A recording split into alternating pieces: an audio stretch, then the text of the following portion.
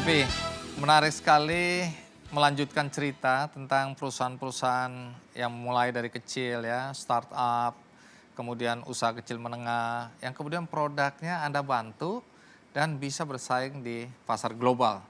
Nah, pertama boleh Anda ceritakan, apa persyaratan utama yang harus dipenuhi untuk bisa nantinya besar seperti perusahaan-perusahaan yang sekarang mendunia? Yang pertamanya adalah Anda harus mengejar impian dan panggilan Anda, bukan mengejar uang. Setiap kali saya mengejar uang, uang itu pasti lari dari saya. Tapi saat saya mengejar panggilan saya dan misi dan visi saya, uang itu akan mengejar saya. Dan kedua itu, ya menurut saya Anda nggak usah ada istilah go lokal atau regional atau international. Anda go aja, go. Nggak ada, menurut saya nggak ada istilah yang go lokal. Jangan jadi beban ya. Nggak, jangan jadi beban. Menurut saya ya, pemerintah ini yang membuat batas. Ya, Indonesia punya sekitar 17.000 pulau, Malaysia punya berapa pulau dan berapa tanah gitu kan. Dan pemerintah Indonesia bilang, hey Malaysia, jangan, ini tanah kita, ini pulau kita. Dan Malaysia juga bilang begitu kepada Indonesia, Singapura juga, Filipina juga. Tapi pemerintah yang membuat batas. Tugas pengusaha adalah untuk menghapuskan batas itu semua. Itu. Ya, dengan ide kita. Jadi nggak ada barrier di sini Nggak ada ya. barrier, Kita menurut saya. mau lah pasar Italia, pasar Polandia, pasar Eropa. Ayo, kenapa enggak? Kenapa enggak? Oke, kita lihat contoh yang paling bagus ya Apa itu? untuk mengenai itu adalah Israel. Israel kenapa? Israel terkenal sebagai startup nation.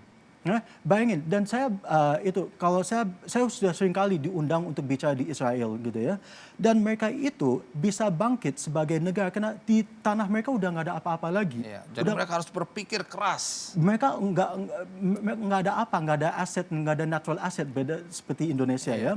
Tapi mereka itu juga hidupnya nggak hidup seperti mereka bakal hidup 100 tahun, 1000 tahun, atau 10.000 tahun. Ya, mereka benar hidup. Apakah mereka juga sering nanya dia, apakah mereka bakal meninggal mati besok? Karena sering ada kejadian bom, ada kejadian apa-apa gitu kan. Iya. Jadinya mereka mentalnya berani, mereka benar mental berani. Jadinya mereka membangun startup itu dari awal, ya. Dan mereka kerjain startup itu untuk sekitar 3, 4, 5 tahun, baru mereka jual untuk berapa puluh millions of dollars gitu. Mereka banyak teknologi di Facebook itu bukan dibuat di Palo Alto, ya. Tapi Banyaknya dibuat di Tel Aviv, di Israel. Dibeli dari Facebook, dibeli dari Twitter, dibeli dari Google. Saya punya teman yang kepala akuisisi di Facebook, dan dia kerjanya terbang dari San Francisco ke Tel Aviv terus. Itu untuk aja kerjanya. belanja melihat. Itu kerjanya. Dan saat mereka akuisisi perusahaan itu, bukan untuk $1 juta, $20 juta, tapi multi-million, hundreds of millions of dollars, gitu kan? Tunggu, sebelum tadi udah syaratnya menarik ya. Tapi ada juga faktor gagal ini. Banyak orang melihat sukses yang ada ini dan seakan-akan kalau dia berbisnis pasti sukses. Padahal banyak yang gagal.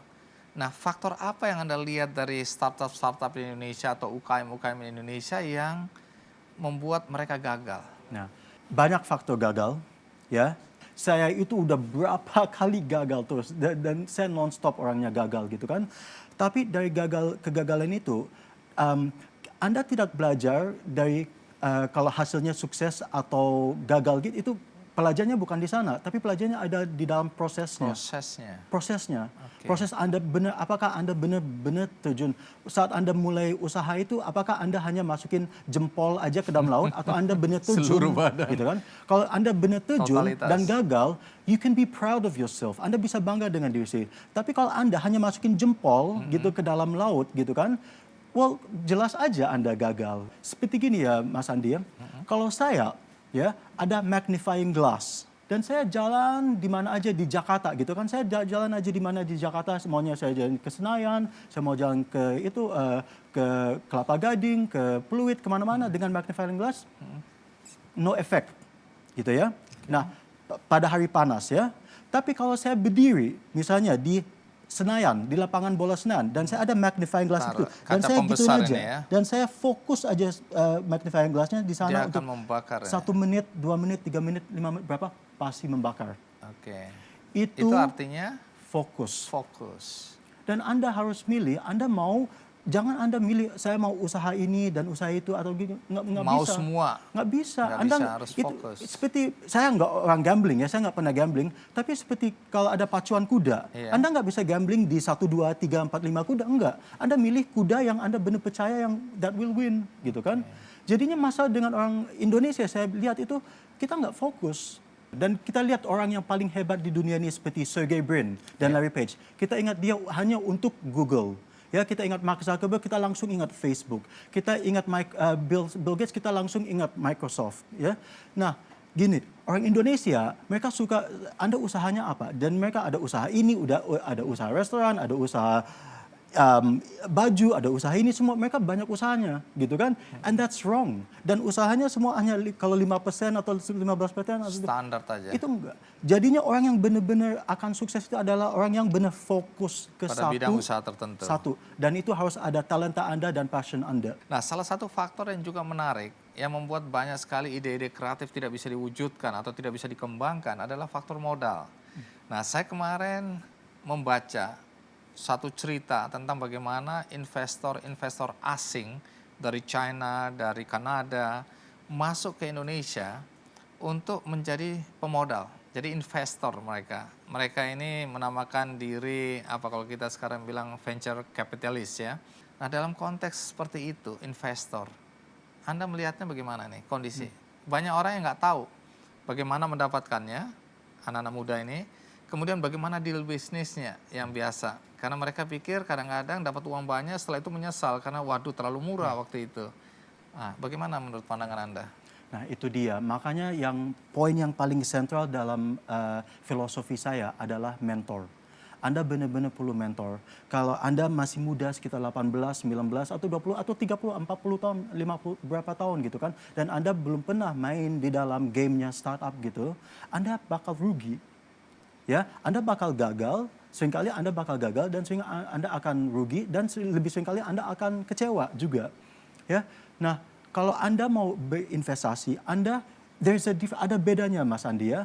Ada startup dan perusahaan yang interesting. Ya, dan kita nggak menuju dengan semua startup yang saya bangun gitu, nggak ada yang saya mau startup saya interesting. Saya mau startup saya semua investable. Dan Apa bedanya itu ya? sesuatu yang beda. Dan jembatan dari interesting kan investable itu Interesting ke investable.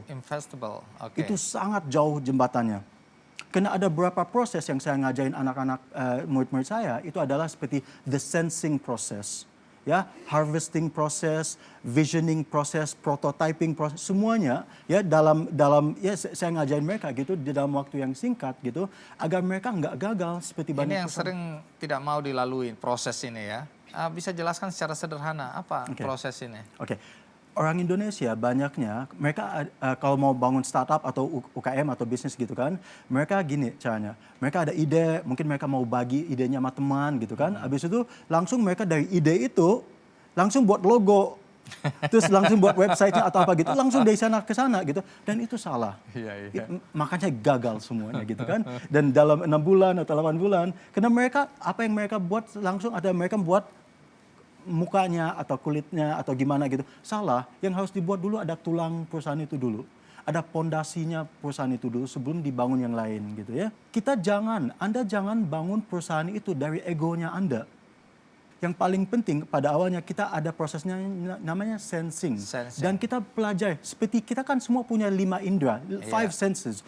To see, to hear, to smell, to feel, to touch. To taste gitu. Kita ada 5 indera.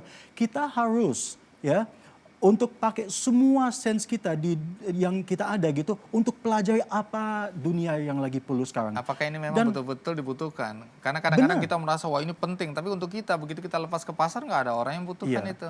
Dan Mas Andi ada 2 tipe startup ya. Ada satu startup namanya yang aspirin startup. Apa itu? Aspirin itu ya ada misalnya yang orang yang sakit gitu ya.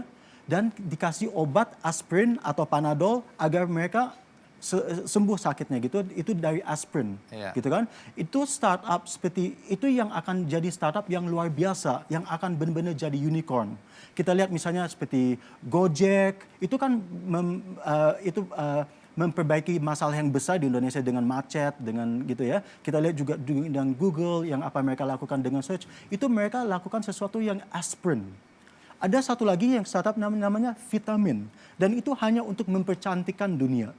Seperti fashion, seperti apa lagi ya, entertainment, all this itu adalah itu semua adalah it's vitamin, right? Kalau Anda mau membangun startup yang akan change the world, yang akan benar-benar mengubahkan dunia Harus pilih yang dan aspirin ya. sejarah dunia gitu, Anda harus milih aspirin. Oke, menarik ini lecturingnya. Ini sebenarnya lebih panjang, lebih dalam ya. Sayang waktu kita, tapi itu menarik. Nanti yang berikutnya, Anda akan ceritakan kepada penonton Big Bang Show mengenai pasar Timur Tengah tadi dengan marketplace yang akan Anda perkenalkan ya. Nah, jadi menarik sekali untuk kita ikuti terus. Jangan lupa karena WMP dengan pengalamannya itu akan bercerita tentang tips bagaimana untuk meraih sukses membangun startup. Kita break dulu. Do more, do good, Big Bang.